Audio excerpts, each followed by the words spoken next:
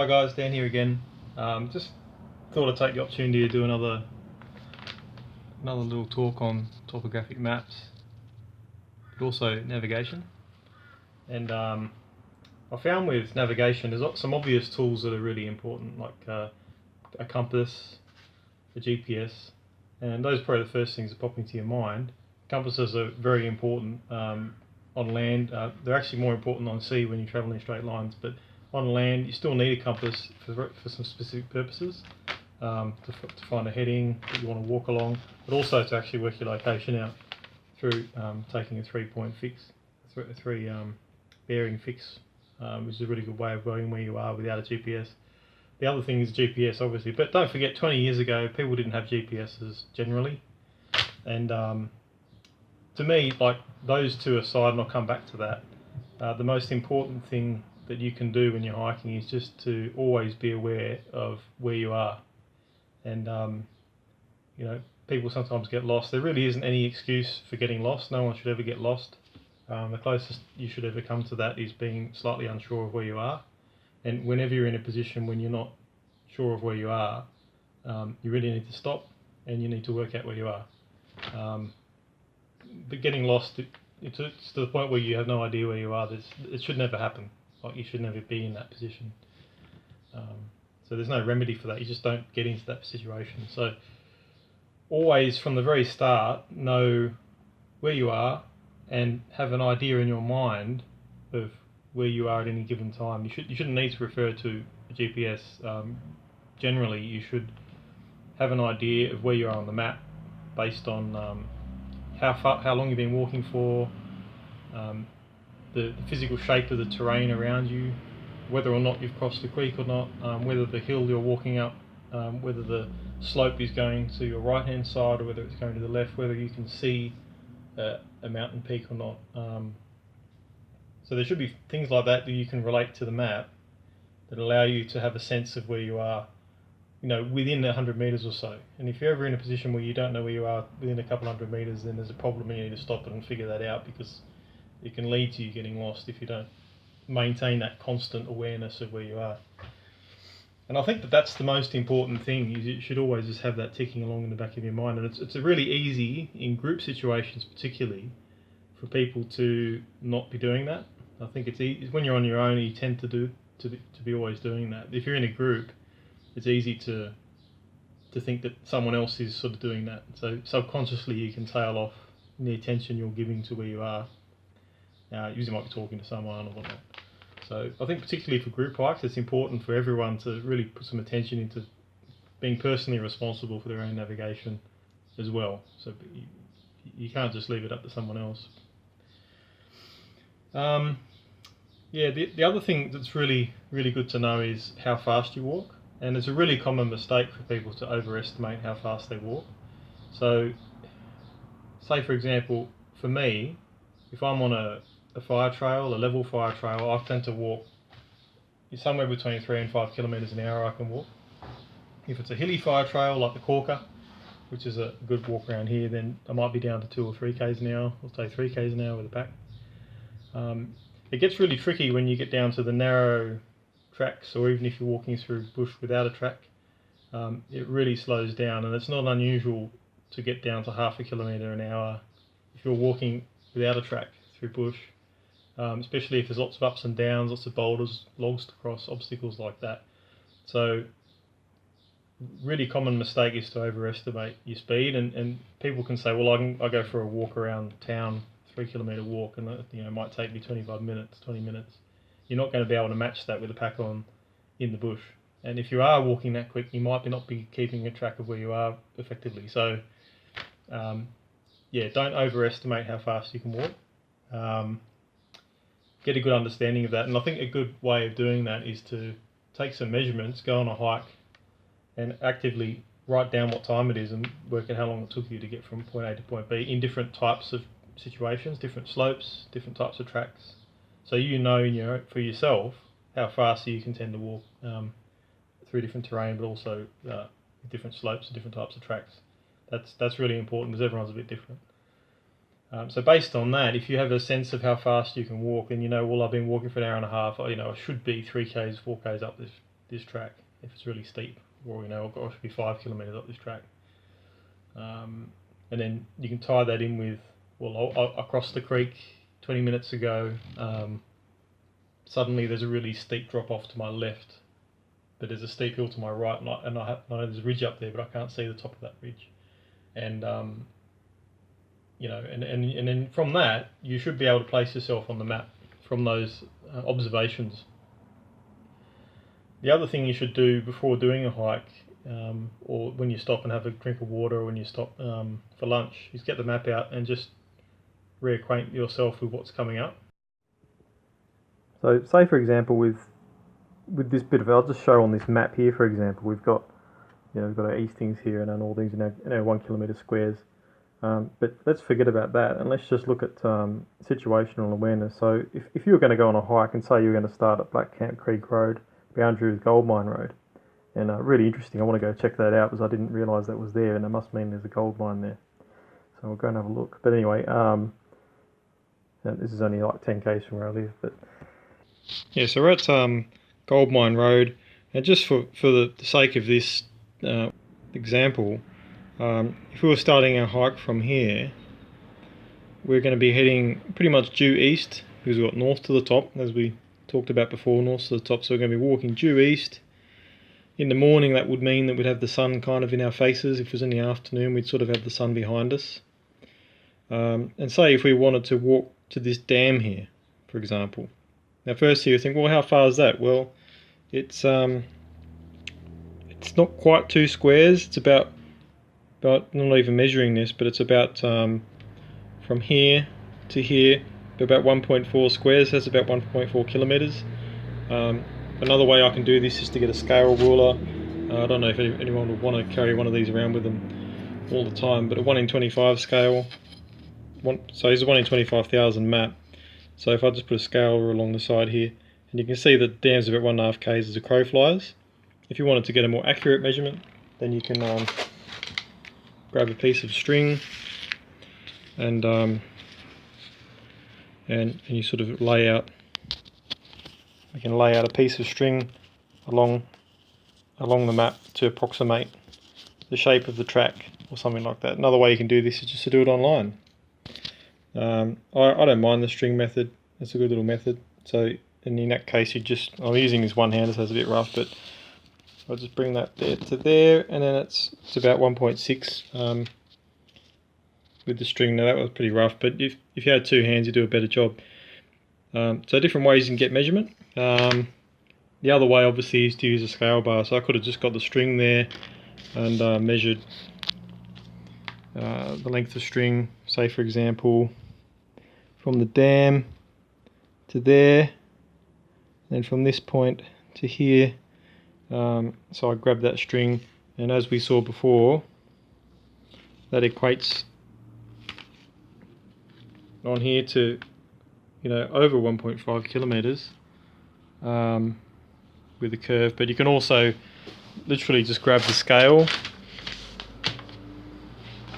You can just grab the scale bar here and chuck it up there as well. So that's another way of doing it. So you've got the scale on the map, you've got a scale ruler if you want, or you've got a piece of string. Lots of different ways you can work out the length of the track on the ground. So 1.5 kilometers. It's a dashed line, so we'll have a look at the legend and see what that means. A dashed line, in this case, the legend's up here. So I haven't really made a video specifically about this, but all of the symbology on the map sits in this legend, and this talks about what all the symbols mean. So you need to familiarise yourself with the symbology beforehand, and you can always refer to it when you're planning your walk. So in this case, we're going on a dashed line, which is a 4-wheel drive track.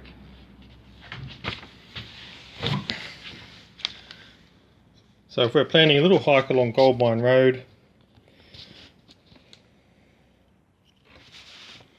we're going to be walking along a 4-wheel drive track to this dam here.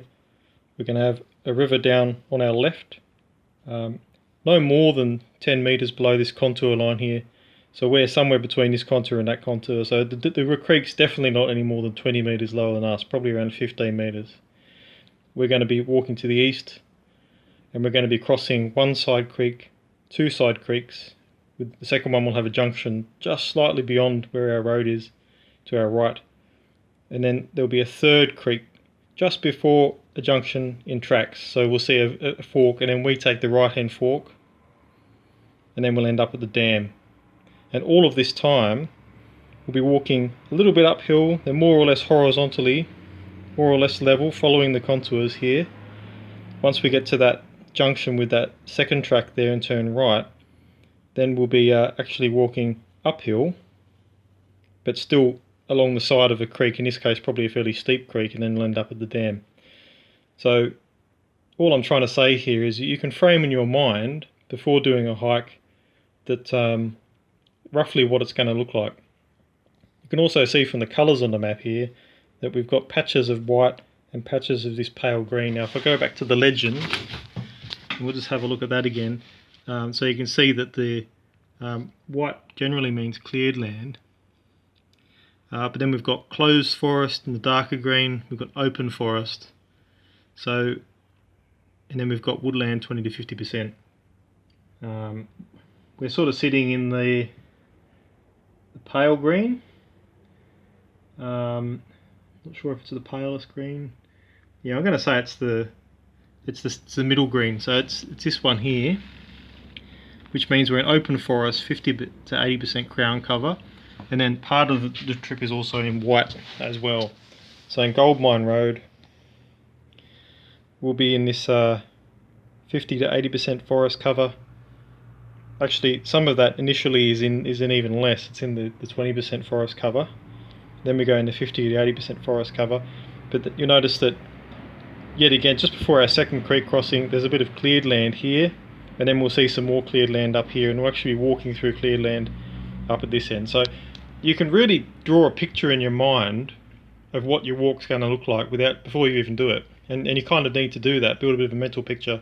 So when you start the walk, if things start to look dramatically different to what you envisaged, then it's a reason to stop, have a look at the map, and just have a think about it again.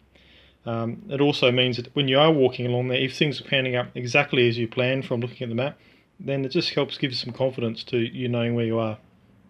So in this case, in this example, without using any digital technology or compasses whatsoever, we're able to know that we're walking to the east with probably the sun ahead of us, if it's in the morning, or the sun behind us in the afternoon, or will be to our left shoulder during the middle of the day. We know we'll be walking through wooded country initially. We know we'll be walking more or less horizontally with a creek no more than 40 metres below us to our left. We know we're going to be crossing over 3 creeks before we take a right-hand fork. And we'll be moving into open country but slightly walking uphill with a creek down to our right. And in this case, the creek will be, let's have a look. Where's the contours? And I've drawn a mark on the map. Very, very sorry about that.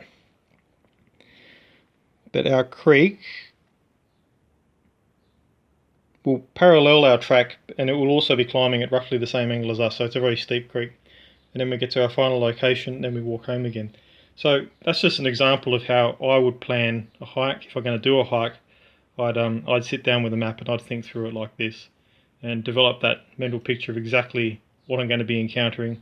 And then if you're doing a long hike, you want to do this for the entire hike, but you also want to remind yourself as you're hiking about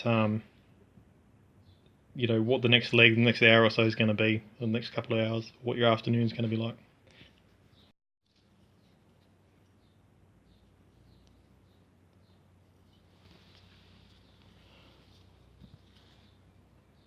Okay, so we've decided we've got our plan for our hike. And another thing we might want to do is to come up with a general direction that we'll be walking in. Now, at the beginning of the hike, we'll be walking in this direction. I'm going to draw on a map here, and I'll rub it out later. Then we'll be walking in this direction here, and then after about 300 meters, we'll be walking sort of in the same direction as we were at the very beginning. And for after this intersection here, we'll have one track which will go in this direction, one track in this direction. And just as a general rule of thumb, if you are writing some notes about a height before you go, you might want to just say, well, initially the track heads off on a bearing of so much, and you can use your compass in this situation. So I'm just going to talk about the compass. This is my silver compass. I got this as a birthday present when I was. This has got a bubble in it now, so I don't use it because it actually it's not supposed to have that bubble in it, but I'll still use it for demonstration purposes. The good thing about the silver compass is there's also a sighting compass as well. You can look through here and it'll tell you which direction you're going. But anyway, it's not really the point. What I want to show at the moment is how to take a bearing from a map and how to translate that into a bearing that you'd use with your compass when you're out there. So I want to see this angle here, this very first part of the track. See how it's a little bit of a different angle to the rest of the track. So say, just as another way of confirming your location, you can use which bearing things are headed off into. You can say, well, it slightly goes uphill a little bit, and it's also on this bearing. So let's work out what that bearing is. So I'm pretty happy with that line. What we want to do is the base plate of the compass, and that's this plastic bit here. This edge, or this arrow here, is the direction of travel arrow. So you align that with the direction that you're interested in figuring out. The second part of the compass is the movable protractor part, which is this. And if you look closely, there's little lines at the back here, and what we want to do is we want to align those little lines there, and see that arrow, there's a north arrow, so we want to spin them around until they're parallel with the grid on the map, just like I'm doing here. I'm pretty happy with that. What this tells us is what bearing that we've just measured. We just measured a bearing, but we've measured a grid bearing. So this bearing is in degrees, but it's in grid, it's not in magnetic. And I'll talk about this in a second, but let's just measure this for a start. Let's have a look at it. So that to me looks like around, those increments are 2 degrees, I believe. So that's probably 102 degrees grid. I'm just going to write that down. Now I recommend using a notebook. I'm just going to write that down here. 102 degrees is what we measured on the map, but that's not good enough if you want to be able to get your compass out, and I want to look through the compass and make sure the road is going in the right direction, make sure I'm on the right road. What I need to do to that measurement is to convert it from a grid measurement to a magnetic measurement. Now there's a number called declination, which is specific to every area, and every map will have a different one. There's a declination which you need to apply, which is an error factor, the difference between your magnetic bearing and the grid bearing, and it varies depending on where you are. Generally it's grid to magnetic subtract, magnetic to grid add, and a little acronym that I was taught was Grandma sucks my gorgeous ass, which is terrible, but it helps me remember it. So it's GMS MGA. Let's have a look here. So grid to magnetic subtract, magnetic to grid add, that's what that means. So you'll see here, this is just the grid to magnetic angle. Now this is called the declination, and it's the degree to which the compass declines to tell you the truth. That's where that comes from. It's a bit of a historic name. In nautical realms, they refer to that as variation. So just be careful, there's different names for it, but generally with topographic maps we call it declination. Now it's 11.8 degrees. So what we've done is measure a grid angle based on grid north. We now need to convert that to a magnetic angle, and it's 11.8 degrees. The other thing too is they show here, magnetic north value is correct for 2007 and moves westerly by less than 0 degrees per annum. So we don't need to apply a correction. But in some places and on some maps, it will tell you the date at which the map was created, but it will say you need to apply a specific, like a 0.01 or a 0.1 degree correction every year after the date the map was printed. So you need to check that out. In this case we don't need to add anything except 11.8. So we're going from grid to magnetic subtract, so we do subtracting. So we need to subtract 11.8 degrees from our 102 degrees. So let's do some maths. That's going to be 90, so it's 102 minus 11.8, so it's going to be 90.2 degrees. So that means that if we're at Gold Mine Road starting our little hike, we need to get our compass out, and we'll see that that road should be going more or less due magnetic east. So compass should be saying east when we look at it, so it should be saying 90 roughly on the compass. And that's how you do that's how you take a heading or a bearing on a map, and that's how you convert that into a real life bearing. Now, if you want to do it the other way around, that's easy enough. It's just the opposite. So if I was, for example, standing at Goldmine Road and I was standing here and I wanted to measure, I could see this bridge and I thought, oh, I wonder which direction that bridge is, and I take a measurement to the bridge and say, just for argument's sake, that that's 300 on the compass. In order for me to convert that to a magnetic bearing, a grid bearing, I'd have to add that 11.8 degrees.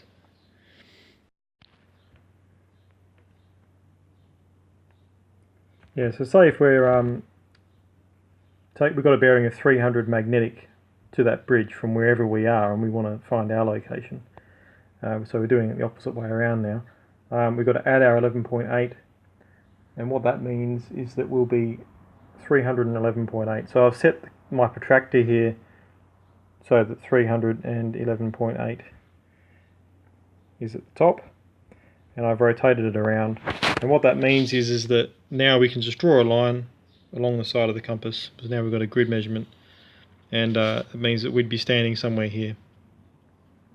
And a way we can check that is to get a second and third position fix. So if we wanted to confirm that and use this as a way of getting our location, this is kind of an aside now, but if we wanted to confirm our location, we could take a measurement, say if we could see through the bush to this point here, which I think is a very small dam. Let's have a look at the map, the legend.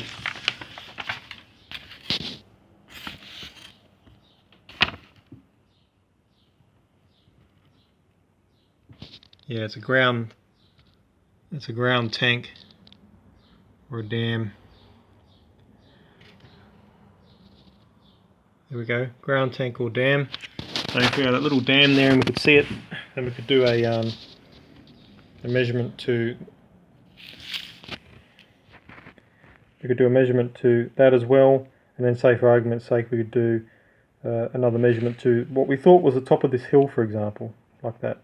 And between those three, so we do measurements on the ground, and we'd say we convert them, and I'll just draw a freehand for now because I can't come up with numbers, but if we were there measuring them by hand for magnetic bearing, we do our conversion to grid, we measure them out and draw them on with our compass on the map, and we've got our three lines.